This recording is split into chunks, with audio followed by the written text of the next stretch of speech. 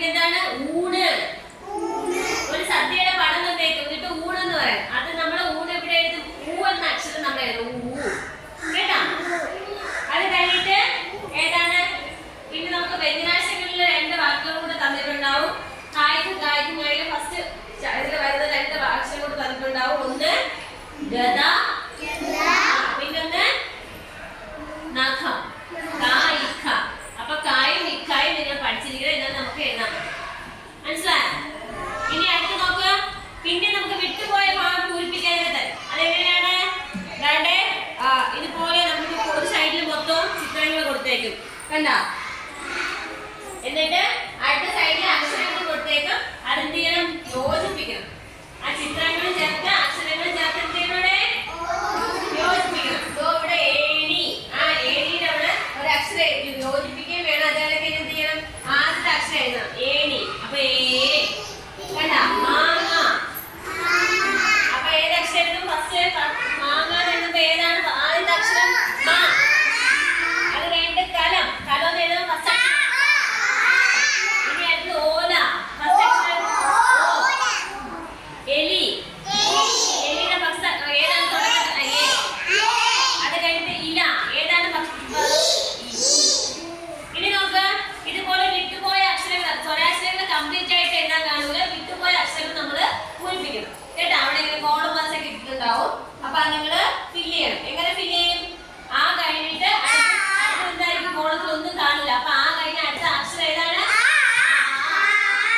അത് കഴിഞ്ഞിട്ട് അടുത്ത ചിലപ്പോ ഊ കാണും, അല്ലെ ഈ ഉണ്ട്. ഈ കഴിഞ്ഞിട്ട് അടുത്ത അക്ഷരം കാണൂല. അപ്പൊ നിങ്ങൾ ഈ എന്ന് അവിടെ ഫില്ല് ചെയ്ത് ചേർക്കും. പറഞ്ഞേട്ടാ? അങ്ങനെയാണെങ്കിൽ ഊ കഴിഞ്ഞാ പിന്നെ അടുത്ത അക്ഷരം ഏതാണ്? ഊ കഴിഞ്ഞ ഇനി അത് കഴിഞ്ഞിട്ട് എ കഴിഞ്ഞാ പിന്നെ അടുത്ത അക്ഷരം ഏതാണ്? ഐ കഴിഞ്ഞ അടുത്ത അക്ഷരം ഏതാണ്? ഓ. ഓയാണ് അല്ലേ? ഓ കഴിഞ്ഞ അടുത്ത അക്ഷരം ഏതാണ്? അപ്പൊ നിങ്ങള് വിട്ടുപോയ സ്ഥലങ്ങളില് ഇതുപോലെ ഫില്ല് ചെയ്യണം, പൂരിപ്പിക്കണം. ഇതാണ് നമ്മുടെ എക്സാമിന്. പിന്നെ നമ്മള് ബ്രാക്കറ്റിൽ നിന്ന് തെരഞ്ഞെടുത്തൊക്കെ എഴുതാനൊക്കെ കൊടുത്തിട്ടുണ്ട് കേട്ടോ. ടീച്ചർ പറഞ്ഞു നമ്മൾ നെല്ലൊക്കെ അളക്കാനായിട്ട് ഉപയോഗിക്കുന്ന ഒരു സാധനമുണ്ട്. അതാണ് നമ്മൾ ഫസ്റ്റ് പഠിച്ചത് അല്ലേ? നെല്ലൊക്കെ അളക്കാനായിട്ട് എന്താണ് നമ്മൾ നെല്ല് അളക്കാൻ ഉപയോഗിക്കുന്നത്? പായിൽ തുടങ്ങുന്നതാണ്. പായിൽ റായി തുടങ്ങുന്നതാണ്. ഏതാണത്? പറ. നെല്ല് അളക്കാൻ നമ്മൾ ഉപയോഗിക്കുന്നത് എന്താണ്? അത് നിങ്ങൾ എന്ത് ചെയ്യണം? അത് ബ്രാക്കറ്റിൽ കൊടുത്തിട്ടുണ്ടാവും. നിങ്ങൾ എടുത്ത് എഴുതണം. അടുത്ത നോക്ക്. കരയിലെ ഏറ്റവും വലിയ മൃഗം ഏതാണ്?